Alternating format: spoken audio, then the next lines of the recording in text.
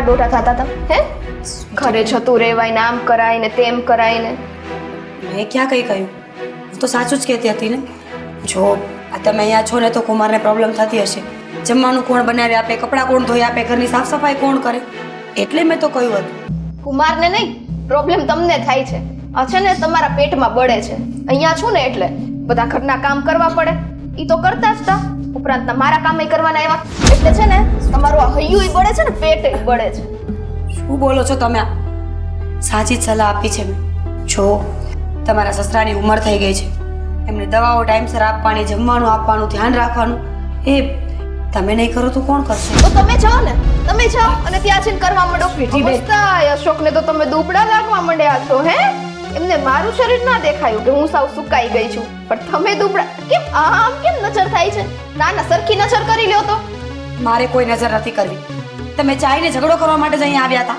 હા કેમ કે તમે દર વખતે વચ્ચે વચ્ચે બોલો છો પેલા મારા ભાઈ ને મારા મમ્મી ને હવે તો અશોક આવ્યા તો અશોક નહીં તે કેમ તમારે દર વખતે મારી વાતમાં વચ્ચે બોલવાની શું જરૂર પડે ઘરે મહેમાન આવ્યા હોય તો વાત તો થાય ને ઘરે ન આવ્યા હોત તો હું કઈ ના બોલું તમને કીધું છે ને આ તમારી જીભડી છે ને અંદર રાખજો એમ પણ નહીં આવીને પાણી નો દીધું બસ બેસીને તરત કેમ કેમ નથી જાવું કેમ નહીં અરે નથી જાવું મારા બાપનું ઘર છે મારે જેટલું રોકાવું એટલું રોકાવ તો રોકાવ અમે કઈ નથી પાડતા દર વખતે મને સલાહ આપો છો કે બાપની બહુ પડી હોય તો બિસ્તરા પોટલા ભરીને જતું રહેવાય તમને કોઈ આવું કહે તો બહુ બોલવું ગમે છે ને બહુ બોલવું ગમે છે ને હે પડી હોય તો ને ન પડી હોય તો તમને શોખ છે મારા હાથમાં માર ખાવાનો હે શોખ નથી મજબૂરી છે મારી જે દિવસે આ મજબૂરી પૂરી થઈ જશે ને ત્યારે જવાબ આપીશ આ બધી વાત આ તમારી ચીબડી ત્યારે નહીં ખુલે એ મારી ગેરંટી છે હો ને અને આ તમે શું કહો છો મજબૂરી ને નો મજબૂરી ને પેલી વાત કે ઘરના બધા કામ છે ને વ્યવસ્થિત કરતા જાઓ આ જો કચરું કેટલું પડ્યું છે ઘરમાં બસ ધ્યાન તો આપણે આપણા પિયરમાં રાખવું છે કે ક્યારે મમ્મી હા પાડે ને હું દોડીને મારા પપ્પાના ઘરે પહોંચી જાઉં હે ને પૂછ્યું મેં મમ્મીને કહ્યું કે મારે જવું છે એક વખત જ્યારે મમ્મીએ ના જ પાડી છે તો પછી શું કામ પૂછવા જવાનું ના ઈ જ બળતરા છે કે જો એની દીકરી અહીંયા આવી શકે તો હું કેમ મારા પિયરે ન જઈ શકું ઈ જ બળતરા બોલાવે છે હો ને તો આપણે પેટમાં જે હોય ને ઈ કઢાય વાત આ પેટ દુખે અને માથું પકડવું ને ઈ બધું ના કરાય એ તો તમને આવડે છે તકલીફ બીજી કંઈક છે મારાથી અને બોલો છો બીજું કંઈક મને તકલીફ આ જ છે મીરા ભાભી કે તમે આ ઘરમાં સહજતાથી રહેતા જ નથી બસ બીજાના ઓલામાં જ બધું બોલ બોલ બોલ બોલ કરવું છે પણ પોતાનું કેમ નથી જોવાતું તમારાથી શું કર્યું છે હર હંમેશા તમે જેમ કહો છો એમ કામ કર્યા કરું છું ભૂલ થઈ ગઈ મારી કે અશોકભાઈ પાસે આવીને બેઠી તે દિવસે તમને બોલાવ્યા નહીં તો મમ્મીએ ગુસ્સો કર્યો કે ઘરે આવેલા મહેમાનને બોલાવતી નથી આજે અશોકભાઈને આવકારો આપ્યો તો તમે ગુસ્સો કરો છો કે અશોકની સાઈડ શું કામ બોલી તમને બોલાવ્યા હતા પાણી લઈને કે ભાઈ આવો ને એનું ગળું સુકાય છે તો પાણી આપો બોલાવ્યા હતા તમને મહેમાન આવે તો પાણી તો પૂછવું પડે નહીં પૂછવાનું મારો ઘરવાળો છે હું પૂછીશ એને તમારો ઘરવાળો છે યાદ છે તમને બરાબર કે તમારો જ ઘરવાળો છે ઘરવાળો હોત ને તો આમ ન કરતા હો બધાની સામે મારો ઘરવાળો કરો છો અને એકલામાં તો બિચારાને જેમ તેમ બોલો છો ગળું દબાવી દઈશું તમારું વધારે પડતો બોલ્યા ને તો ગળું દબાવી દઈશ યાદ રાખજો તમને ના પાડી છે ને મારી સામે નહીં બોલવાનું એમ મીરા ભાભી તમે છે ને હાથે કરીને મને મજબૂર કરો છો આ તમારી ઉપર છે ને હાથ ઉપાડવા માટે બાકી મને કોઈ શોખ નથી તમારી પર હાથ ઉપાડવાનો સાચું કહીએ તો સંભળાતું નથી બધાની સામે બિચારા અશોક કુમારને ઉતારી પાડ્યા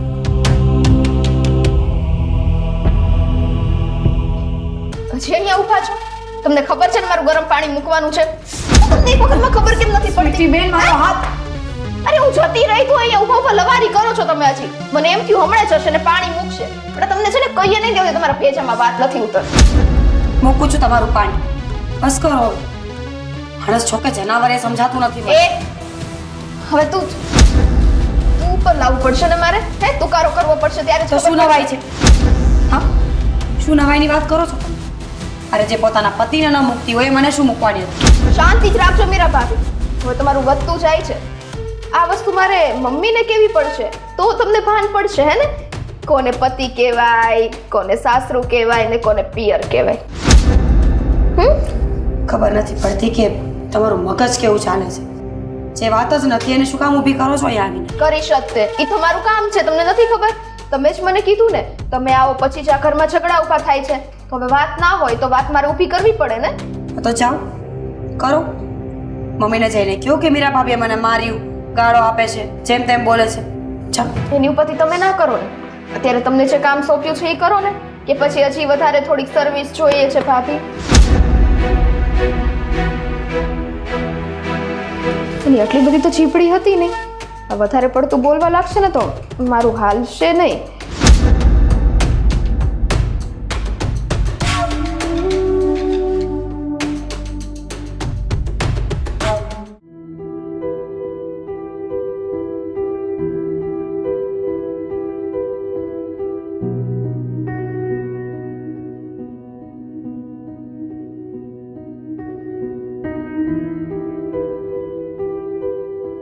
અશોક, સાંજે હું વહેલા સુઈ ગયો તો, કેમ વહુ નો આવ્યા?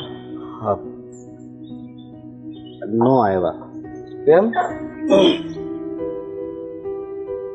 પણ તેડવા જ ગયો તો, પણ મારે તમને શું વાત કરવી? જે વાત હોય કે ને. મારે તમને આ વાત સાંજે જ કરવી હતી, પણ જો તમને જગાડીને આ વાત કરી હોત ને તો પછી તમને નીંદર ન આવત. કેમ, એવું શું થયું?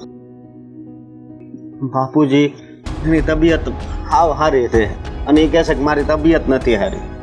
મેં કીધું વાંધો નહીં, તું ઘરે આવ, આપણે દવા કરાવશું.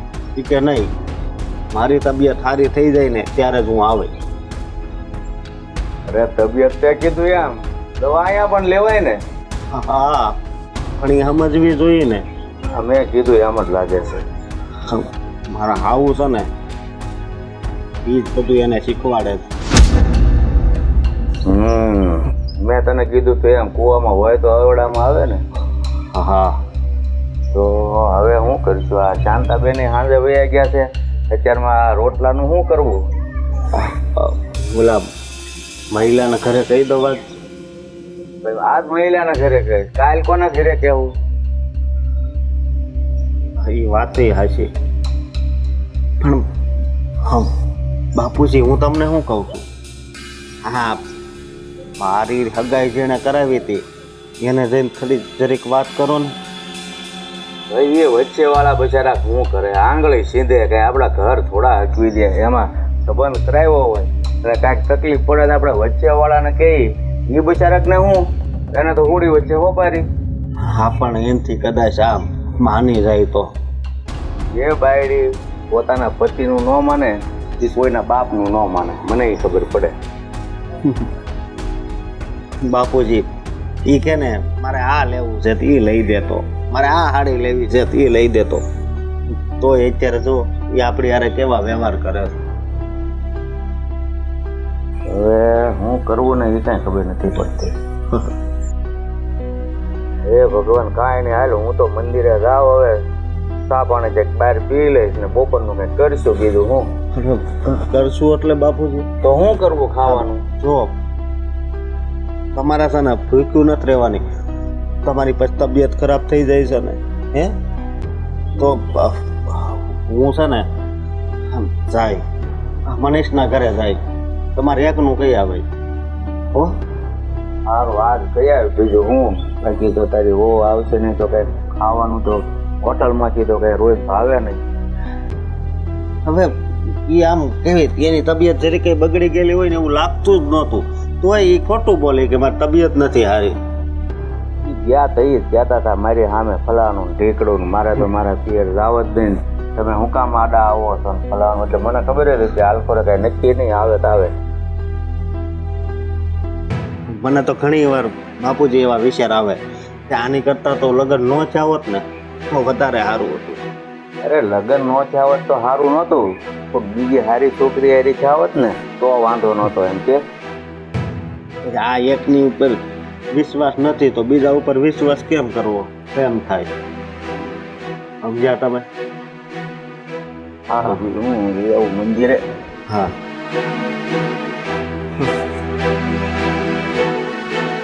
મારા ભાગમાં તો આ બધી બળતરા લખી છે, આમાં મારા બાપુજીનો શું વાંક છે?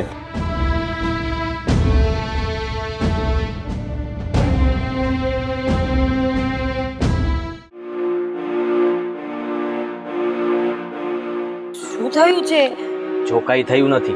હા, તને થોડી વાત કરવી હતી એટલા માટે અહીંયા લઈને આવ્યો છું. આ તો બોલો ને. હા, જો મેં નક્કી કરી લીધું છે. શું? તું છે ને તારો સામાન પેક કરી નાખ.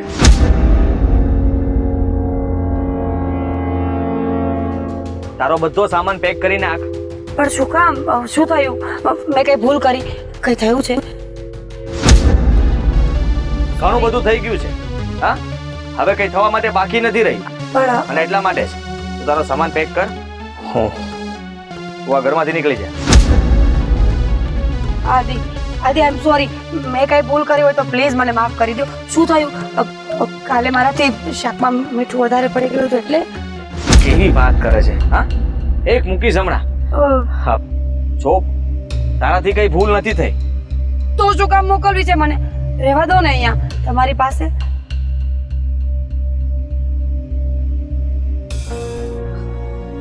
ક્યાં સુધી આવી રીતે ખુશ થઈશ? હા, મને ખબર છે કે અંદરથી તું બહુ દુઃખી છે. તારે પપ્પા પાસે જવું છે અને હું સામે આવું એટલા માટે નાટક કરવા મળે છે કે હું ખુશ છું અને હું સાચું કહી રહ્યો છું. તારો સામાન પેક કરી રાખજે. જો મમ્મીએ મને ચોખ્ખી ના પાડી છે કે એક વખત હું આ ઘરમાંથી જઈશ ને તો હું પાછી આ ઘરમાં નહીં આવી શકું. આદિ પ્લીઝ, તમને છોડીને જવાના મારા કોઈ ઈરાદા નથી. એ લોકોને કઈ ખબર જ નહીં પડે કે તું ક્યાં ગઈ છે. મેં નક્કી કર્યું છે કે કાલે છે ને તું તારો સામાન પેક કરી રાખજે. હું તને લેવા માટે આવીશ. તને લઈને તારા પપ્પાને ત્યાં મૂકી જઈશ અને આ લોકોને જવાબ પછી હું આપીશ. તારે આપવાની કઈ જરૂર નથી.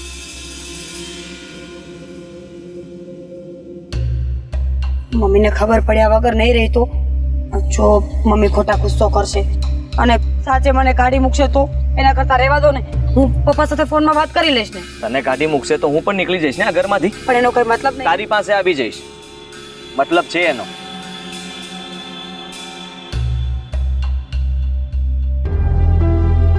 મતલબ વગરની વાત તો મમ્મી અને સ્વીટી કરી રહ્યા છે. જરાક પણ દયા ભાવના રહી નથી એનામાં. વિચાર પણ નથી કરતા કે તારા પર શું વીતે છે. તું ઘરના કામ કેવી રીતે કરતી હશે? મને તો આ વિચાર આવીને પણ એમ થાય છે કે તારી જેવું બનવું બહુ અઘરું છે. હાટ આટલું સહન કરવા છતાંય તું કોઈ ફરિયાદ નથી કરતી કે તું એ લોકોની સામે બોલતી પણ નથી. બસ મૂંગા મોઢે બધું સહન કરી લેવાનું અને ઉપરથી તારે કંઈ કરવું હોય, તારે કંઈ જવું હોય તો એ લોકો ના પાડે એટલે એ પણ બંધ કરી દેવાનું. તો શું કરું? રોજના ઝઘડાઓ કરતા સારું ને કે ચૂપચાપ બેસી રહું. સોડી વચ્ચે સોપારી જેવી હાલત છે. હા, પણ હું કહું છું ને, કાલે તું તૈયાર રહેજે. તારું બેગ પેક કરી રાખજે અને હું તને લેવા માટે આવી જઈશ. તને લઈને હું તારા પપ્પાને ત્યાં તને મૂકી જઈશ. હા, પછી તું ત્યાં જ રહેજે. જ્યાં સુધી અહીંયા બધું વાતાવરણ બરાબર ન થાય ને ત્યાં સુધી તારે પાછું નથી આવવાનું.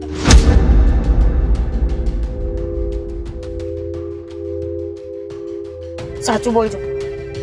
તમે લેવા આવશો? લેવા આવીશ ને. પ્રોમિસ? પ્રોમિસ? અરે હું જ તને મૂકવા આવતો હો તો લેવા માટે ના આવી શકું? પણ કઈ નક્કી ન કહેવાય. આ મમ્મી અને સ્વીટી બેનનું કાંઈ નક્કી નહીં. તમને કાંઈક ઊંધી ચાવી ચડાવી હોય ને તમે એમની વાતોમાં બિલકુલ નહીં આવું. મને તારા પર વિશ્વાસ છે કે તું હંમેશા ઘર માટે, મારા માટે, એ લોકો માટે, બધા માટે સારું વિચારે છે. એ ક્યારેય ખરાબ નથી વિચાર્યું. પણ એ લોકો તને સમજી નથી શક્યા અને તને સમજવાની કોશિશ પણ નથી કરતા. આદિ, તમે કાલ આવશો તો તમે પપ્પાને મળીને જશો ને? હા, હું એમને મળીશ. આપણે એમના ખબર અંતર પૂછશું અને પછી તું એમની સાથે જ રહેજે. એમનું ધ્યાન રાખજે. જ્યાં સુધી એમની તબિયત ઠીક ના થઈ જાય ને ત્યાં સુધી એમની સાથે રહેજે. પપ્પા પણ તમને બહુ જ યાદ કરતા હતા. એટલા દિવસથી કહે છે કે તું અને જમાઈ બંને આવો. અરે એક ટાઈમે તું ન આવે ને તો કઈ નહીં. જમાઈને કે એક વખત આંટો મારી જાય. તમે આવશો તો પપ્પા બહુ ખુશ થશે. સિરિયસલી ખુશ થશે.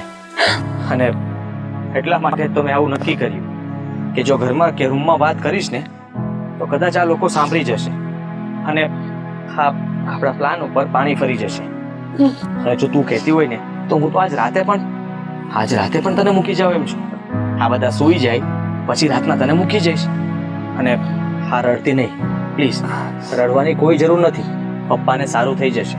હા હા, જો મેં કીધું એ પ્રમાણે જો તું કાલે કહે તો કાલે ને અત્યારે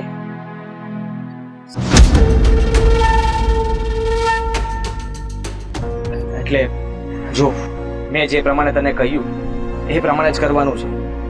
તારો સામાન પેક રાખજે જેથી કરીને અને બહુ ખુશ નહીં થતી કે તું જવાની છે. આ લોકો છે ને બહુ પાકા છે.